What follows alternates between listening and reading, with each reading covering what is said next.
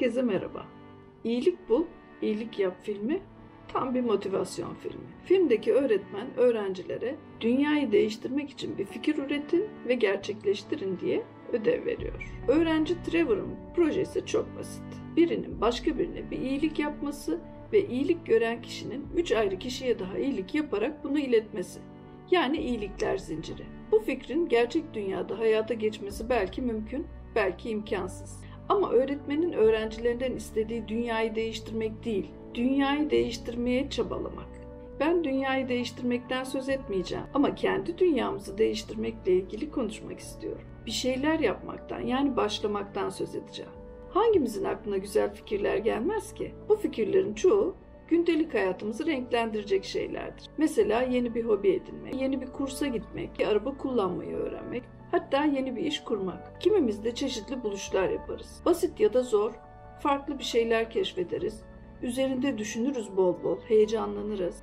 Ama sonra iş uygulamaya gelince bir dururuz. Adım atmaktan çekiniriz. Yapmamak için 1000 türlü bahane buluruz. Korkularımız bizim harekete geçmemizi engeller. En mükemmelini yapmalıyım yoksa olmaz. Başkaları ne der ya beğenmezlerse, yeterli vaktim yok ve daha pek çok şey söyleyerek sustururuz kendimizi. Sonra yapanları görünce üzülüp kıskançlık bile duyabiliriz. Hatta kendimize kızarız, niye yapmadık diye. Yine bahaneler üreterek aynı döngüye gireriz çoğunlukla. İşte şimdi tam bu noktada size diyeceğim şey, başlamaktan korkmayın. Yine bahaneler sıralamaya başlamadan önce dinleyin.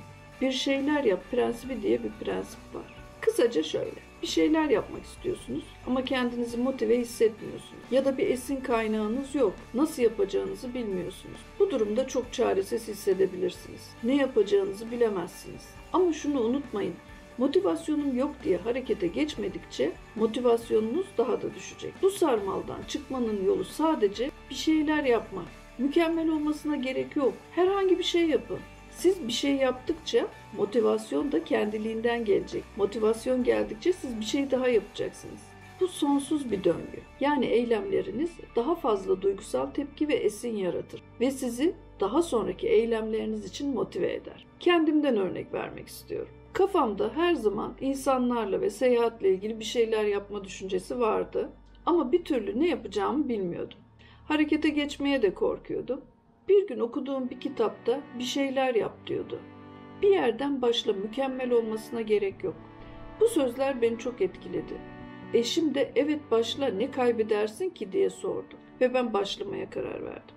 Ama neyi nasıl yapacağımı hiç bilmiyordum. O birkaç gün içinde bir otomobil üreticisi firmanın CEO'suna mail yazdım. Hikayemizi anlattım.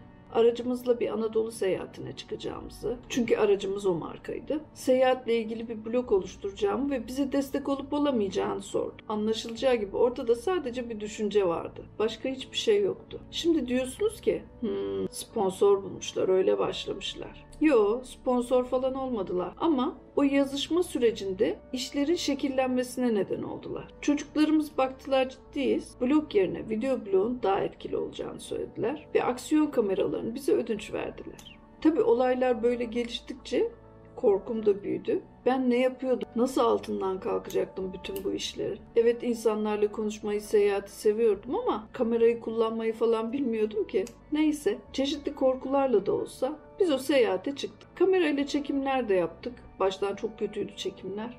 Sonra yavaş yavaş kullanmayı öğrendik. Çeşitli röportajlar yaptık.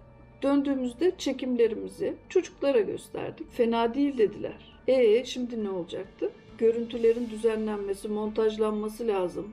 Video haline getirilmesi lazım. Ve ben bunlarla ilgili en ufak bir fikrim yok. Kim yapacak?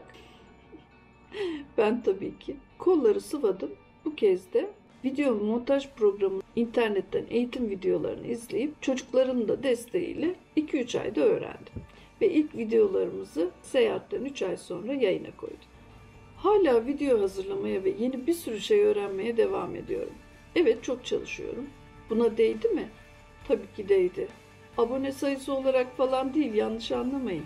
İstediğim şeyi yaptığım için değdi. Tabii abone olursanız daha çok motive olacağım kesin.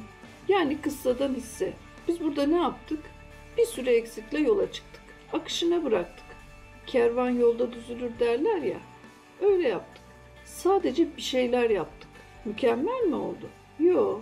Ne önemi var ki? En basit şeyde bile kendini bir şeyler yapmaya zorlamak, zor işlerin biraz daha kolay görünmesini sağlıyor. Bir şey yap prensibini izlersek, başarısızlık önemsiz görünüyor. Çünkü amaç başarmak değil, adım atmak. Başarı standardı sadece eyleme geçmek olunca, sonuca bakmaksızın bir şeyler yaptıkça kendimizi ileri iteriz. Kafanız karışıksa ve her şey anlamsız geliyorsa, kendinizi değerlendirdiğiniz yollar yetersiz kalıyorsa ve bir sonraki adım hakkında hiçbir fikriniz yoksa yanıt aynı. Bir şey yapın. O bir şey başka bir şeye giden en kısa yol olabilir. Herhangi bir şey olabilir. Kendi ilham periniz olabilirsiniz. Kendi motivasyon kaynağınız olabilirsiniz. Eylem her zaman ulaşacağınız bir mesafededir. Önemli olan yolun nereye varacağı değil, yola çıkmaktır. Bugünlük benden bu kadar. Eğer bu motivasyon videosunu beğendiyseniz lütfen yorum yazın. Belki devamını da çekerim. Kanala abone olmayı ve zile basmayı sakın unutmayın.